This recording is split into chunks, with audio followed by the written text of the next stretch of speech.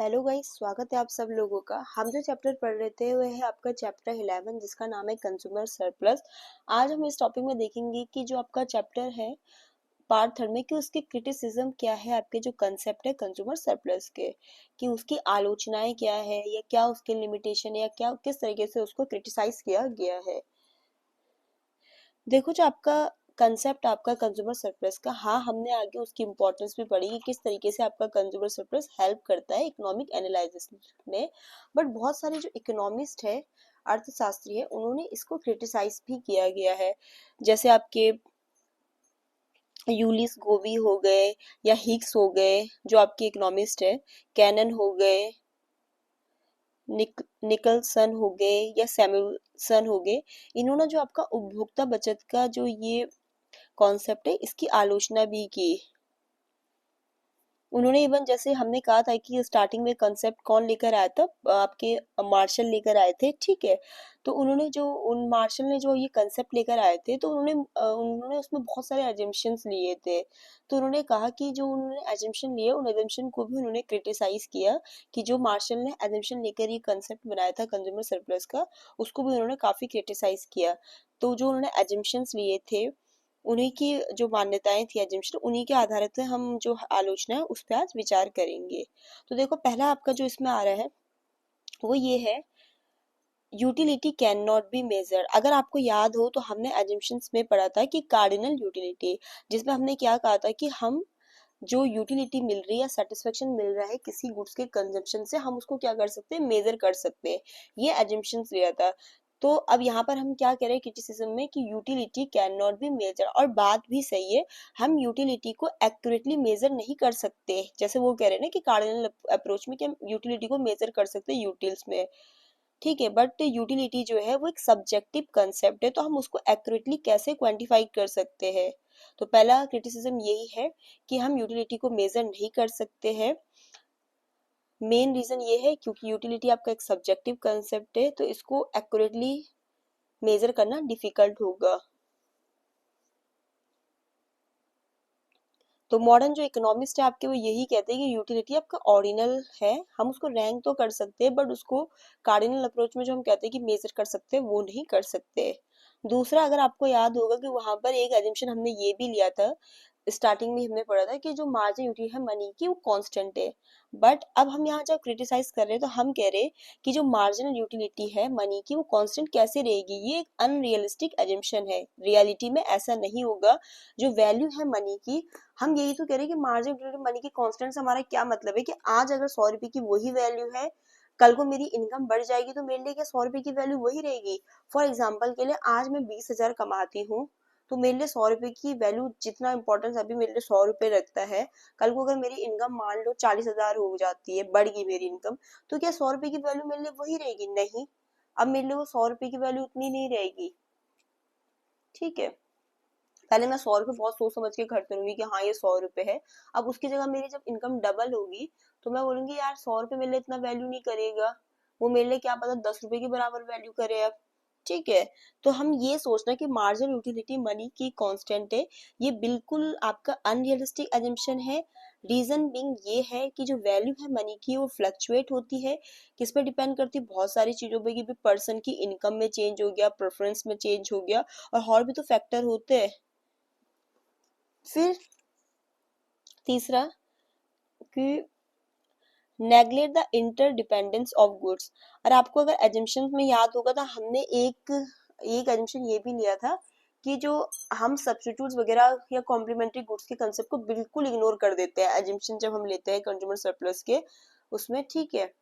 But ऐसा थोड़ा नहीं है, जो गुड्स होते हैं वो आपके, हम ऐसे कह रहे थे ना एजम्पशन में कि गुड्स, कोई भी एक सिंगल गुड है उसकी यूटिलिटी इन्फ्लुएंस नहीं होती किसी और गुड्स की यूटिलिटी से, जो कि गलत एजम्पशन है, अनरियलिस्टिक चीज है वो। हाँ, वहां पर हम एजम्पशन में ये चीज हमने पढ़ी क्योंकि वो कॉन्सेप्ट को, ताकि वो कॉन्सेप्ट को हम अच्छे से समझ सके, कैलकुलेट कर सके। बट इन रियलिटी जो गुड्स होते हैं उनको हम आइसोलेशन में ट्रीट कैसे कर सकते हैं, क्योंकि गुड्स आपके रिलेटेड होते हैं, सब्स्टिट्यूट गुड्स से, कॉम्प्लीमेंट्री गुड्स से रिलेटेड होते हैं ना।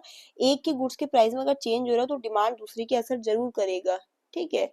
तो हमने सब्स्टिट्यूट और कॉम्प्लीमेंट्री गुड्स का जो कंसेप्ट इग्नोर किया था वहां पर, उसी को इन्होंने क्रिटिसाइज कर रखा है कि हम इंटरडिपेंडेंस जो गुड्स की उसको नेग्लेक्ट करते हैं।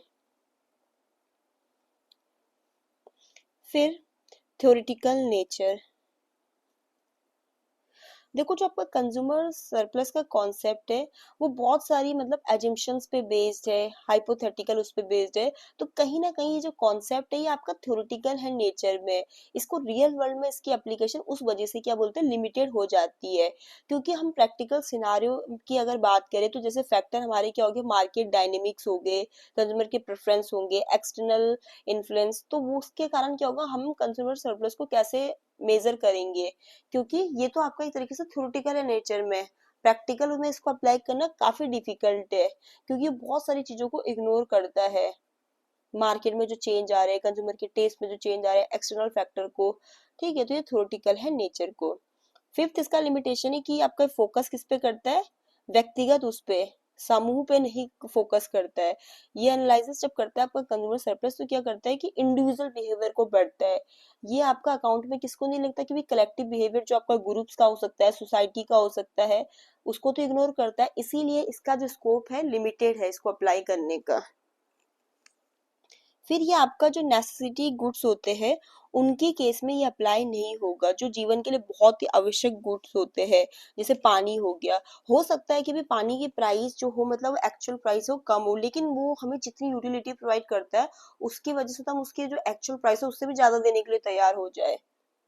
तो जो आपका कंज्यूमर सरप्लस है ये आपका नेसेसिटी पे एप्लीकेबल नहीं होता है। क्योंकि जो नेसेसिटी होते हैं लाइफ के लिए उनकी हो सकती है कि प्राइस लो हो, बट यूटिलिटी जो हमें उनसे मिलती है बहुत हाई होती है।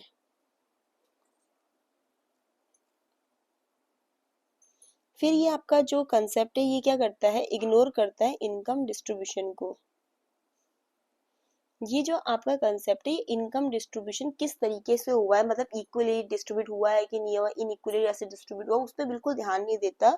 ये कंसेप्ट आपका किसको चीज को ध्यान पे नहीं रखता, इनइक्वालिटी को। देखो एक कोई अमीर आदमी है जिसके पास ज्यादा पैसा है, उसका कंज्यूमर सरप्लस ज्यादा हो सकता है क्योंकि वो ज्यादा से ज्यादा चीजें अफोर्ड कर सकते हैं।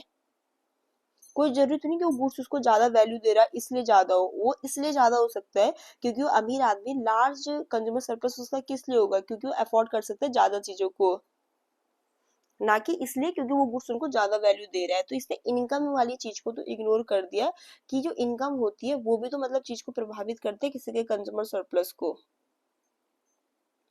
फिर इसने एक तो आपका टाइम प्रेफरेंस को भी इग्नोर किया।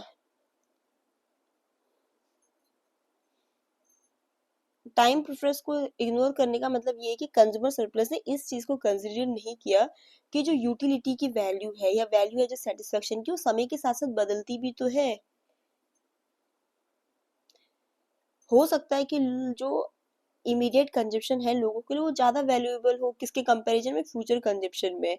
हो सकता है कि भी मुझे अभी कोई चीज चाहिए तो वो चीज अभी मेरे लिए वैल्यू रखती है, अगर मुझे वो चीज आज में मिल जाए, वही चीज अगर मुझे इन फ्यूचर मिल रही है तो मेरे लिए उसकी उतनी वैल्यू नहीं होगी क्योंकि समय बदल गया ना। मुझे वो आज में चाहिए थी लेकिन वो चीज मुझे मिल रही है 1 महीने बाद या 1 साल बाद, ठीक है। तो ये इग्नोर करता है टाइम प्रेफरेंस को, क्योंकि जो आपका समय के साथ साथ जो वैल्यूडिटी की चेंज हो सकती है। भाई मुझे आज में फोन चाहिए क्योंकि मुझे अभी मेरी नीड है भाई फोन की, ठीक है, बट मुझे वो अभी नहीं मिल रहा जो मतलब लेटेस्ट आ रखा है मॉडल, मुझे वो वाला फोन चाहिए, मुझे अभी उसकी नीड है, मुझे मतलब वो 1 साल बाद मिल रहा है। तो हो सकता है कि अब उसकी मेरे लिए इतनी यूटिलिटी ना हो। तो कंज्यूमर सर्विस का कंसेप्ट टाइम के प्रेफरेंस को इग्नोर करता है, ये इस चीज को भूल जाता है कि जो यूटिलिटी है उसकी वैल्यू बदलेगी समय के साथ साथ। फिर ये आपका जो परफेक्ट कंपटीशन में होता है उस मार्केट में ही अप्लाई होता है। क्योंकि ये तो आपको एज्यूम करता है कि जो हमारा मार्केट हो कैसा है, परफेक्टली कम्पिटिटिव मार्केट है जहाँ पर कोई भी प्राइस डिस्क्रिप्शन नहीं है और कोई भी मार्केट में इनपरफेक्शंस नहीं है, जो रियली एग्जिस्ट नहीं होता रियल वर्ल्ड में, ठीक है। तो आपका एक इसका क्रिटिसिज्म यही है कि ये सिर्फ परफेक्ट कंपटीशन मार्केट में ही अप्लाई होता है जहाँ पर कोई भी प्राइस डिस्क्रिप्शन नहीं होता या मार्केट इनपरफेक्शन नहीं होता है, जो रियल वर्ल्ड में ऐसा नहीं होता है कि एग्जिस्ट करे, ठीक है, रियली एग्जिस्ट करेगा। फिर ये आपके जो पब्लिक गुड्स होते हैं उनके लिए सुटेबल नहीं होता आपका कंसेप्ट जो है कंज्यूमर सरप्लस। क्योंकि जैसे आपके पब्लिक गुड्स हो गए, ठीक है, जैसे पब्लिक गुड्स में आपके पार्क हो गए, स्ट्रीट लाइट हो गई, तो इनके प्राइस क्या होते हैं, ऑफ्टन फिक्स्ड होते हैं और ये इन्फ्लुएंस होते हैं और भी बहुत सारे फैक्टर्स है। यहाँ पे पर्सनल यूटिलिटी से भी ज्यादा और मतलब अगर हम कंज्यूमर सरप्लस के कॉन्सेप्ट को ले रहे हैं तो हम क्या चीज को लेकर चलते हैं कि भी पर्सनल यूटिलिटी को। बट आपके जो पब्लिक गुड्स हो गए, उनके केस में क्या होता है कि प्राइस फिक्स होता है और वो मतलब इन्फ्लुएंस होते हैं हॉल फैक्टर से बियॉन्ड पर्सनल यूटिलिटी। तो आपके जो पब्लिक गुड्स होते हैं, ठीक है, जैसे कुछ भी हो गया, पार्क है, स्ट्रीट लाइट्स वगैरह है, तो उनके केस में क्या होता है, कंज्यूमर सरप्लस को मेजर करना डिफिकल्ट है, क्योंकि एक तरीके से वो आपके गुड्स किस तरीके से होते हैं, नॉन एक्सक्लूडेबल होते हैं। ठीक है, जो आपके पब्लिक गुड्स होते हैं वो किस तरीके से होते हैं, नॉन एक्सक्लूडेबल और नॉन राइवलरस। ठीक है, नॉन एक्सक्लूडेबल और नॉन राइवलरस, इससे हमारा मतलब क्या है कि देखो,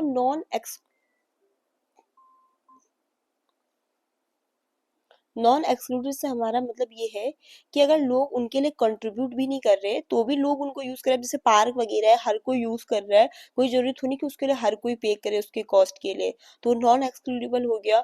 और नॉन रेवेलर्स का हमारा मतलब इस चीज से है कि एक ही समय पे बहुत सारे लोग उसको यूज कर रहे हैं, उसकी वैल्यू को बिना रिड्यूस करे। फॉर एग्जाम्पल के लिए, कि अगर आपका मतलब कोई शो हो रहा है या कोई जादूगर जादू दिखा रहा है या फायर वर्क का आप शो देख रहे हैं, ठीक है, तो और भी तो उसको देखेंगे, मतलब वैल्यू तो उसकी कम नहीं हो रही है ना वो, तो इसलिए ये आपके पब्लिक गुड्स पे अप्लाई नहीं होता है। फिर आपका ये है कि influence by advertising and brand prescription. अब देखो, क्या हो सकता है कि कोई प्रोडक्ट अगर किसी की, उसकी कंज्यूमर जो होता है किसी भी प्रोडक्ट को खरीदता है, तो उसकी एडवर्टाइजिंग से या उसकी ब्रांड उससे काफी प्रभावित होता है, तो वो कह सकता है कि हाँ यार, कि मतलब हो सकता है कि वो प्रोडक्ट उसको उतना यूटिलिटी नहीं प्रोवाइड कर रहा है, बट उसको जो बेचने वाले ने इतने अच्छे से एडवर्टाइज कर रखा है, इतने अच्छे से वो कर रखा है मार्केटिंग, कि कंज्यूमर सोचे कि हाँ यार ये मुझे ग्रेटर यूटिलिटी दे रहा है, बट एक्चुअल में क्या इतनी ग्रेटर यूटिलिटी उसको दे रहा है, तो अगर इस तरीके से है, तो हम रियल मेजर जो है सरप्लस का करना वो थोड़ा सा डिफिकल्ट हो जाएगा इस केस में। तो यहाँ पर हमने देखा कि क्या क्या आलोचनाएं आपका जो कंसेप्ट है कंज्यूमर सरप्लस की उसकी कर रखी है। ठीक है, आज की वीडियो में इतना ही। वीडियो पसंद आए तो चैनल को लाइक शेयर सब्सक्राइब जरूर करें। Thank you.